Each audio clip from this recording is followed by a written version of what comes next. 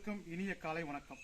இன்னைக்கு நம்ம என்ன பண்ண போறோம்னா, நம்ம ஆர்கானிக் அடைக்கலம் ஐயா அவர்களோட எளிமையான கரைசல்னா புண்ணாக்கு கரைசல். சரிங்களா? இந்த புண்ணாக்கு கரைசல்ல என்ன இருக்கு அப்படின்னா, புண்ணாக்கு கரைசல்ல நம்ம பயிர் வளர்ச்சிக்கு தேவையான ஊட்டச்சத்துக்கள், நுண்ணூட்டச்சத்துக்கள் எல்லாமே இந்த புண்ணாக்கு கரைசல் இருக்கு.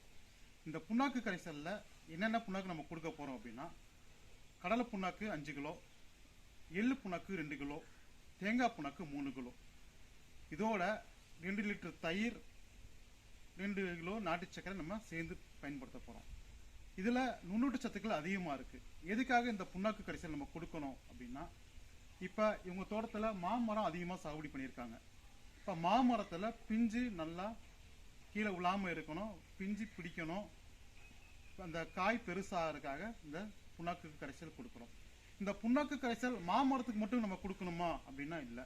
நீங்கள் தக்காளி சாகுபடி பண்ணியிருக்கலாம், காய்கறி சாகுபடி பண்ணியிருக்கலாம், இல்லை நெல் போட்டுக்கலாம். இந்த மாதிரி அனைத்து வகையான பயிர்களுக்குமே இந்த புண்ணாக்கு கரைசல் கொடுக்கலாம். இப்போ இவங்க தென்னை மரம் வச்சுருக்காங்க, கொடுக்கலாமான்னா கொடுக்கலாம். ஏன்னா இதில் எல்லா சத்துக்களுமே இருக்குது.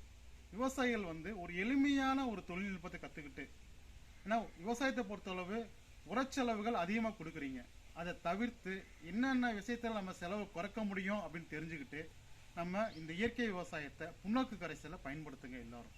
இப்போ பொதுவாக புண்ணாக்கு கரைசல் மட்டும் இல்லாமல் ஒரு அனைத்து விதமான கரைசலும் செய்கிறதுக்கு நமக்கு என்ன வேணும்னா, இந்த மாதிரியான ட்ரம்மு ஒரு 5 ட்ரம்மு நம்ம எடுத்து வச்சுக்கணுங்க. அதே மாதிரி நாட்டு சர்க்கரை அல்லது மண்டவெல்லாம் நம்ம எடுத்து வச்சுக்கணும். எதுக்காக நாட்டு சர்க்கரை மண்டவெல்லாம் அப்படின்னா, நம்ம மண்ணில் இருக்க நுண்ணுயிரிகள் தூண்டி விடுறதுக்கும் அதை சாப்பிட்றதுக்கும் இறை சாப்பிட்றதுக்கும் இந்த நாட்டு சர்க்கரை மண்டவெல்லாம் பயன்படுதுங்க.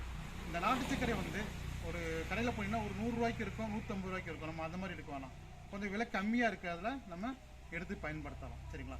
இப்போ புண்ணாக்கு கரைசலை ரெடி பண்ண போகிறோம். அதை எப்படின்னு நம்ம சொல்ல போகிறேன். ஆனால் இந்த தேங்காய் புண்ணாக்கு எடுங்க, கடலை புண்ணாக்கு எடுங்க, எடுத்து இதில் அப்படியே போடுங்க.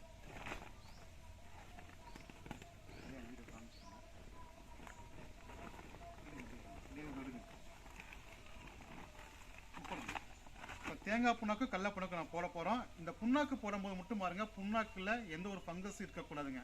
ஏன்னா பூஞ்சை இருந்துச்சுன்னா நமக்கு சரியாக வராதுங்க. அதனால பூஞ்சை இல்லாத புண்ணாக்கை நம்ம பார்த்து பயன்படுத்தணும். இப்போ கடலை புண்ணாக்கு தேங்காய் புண்ணாக்கு போட போகிறோம்.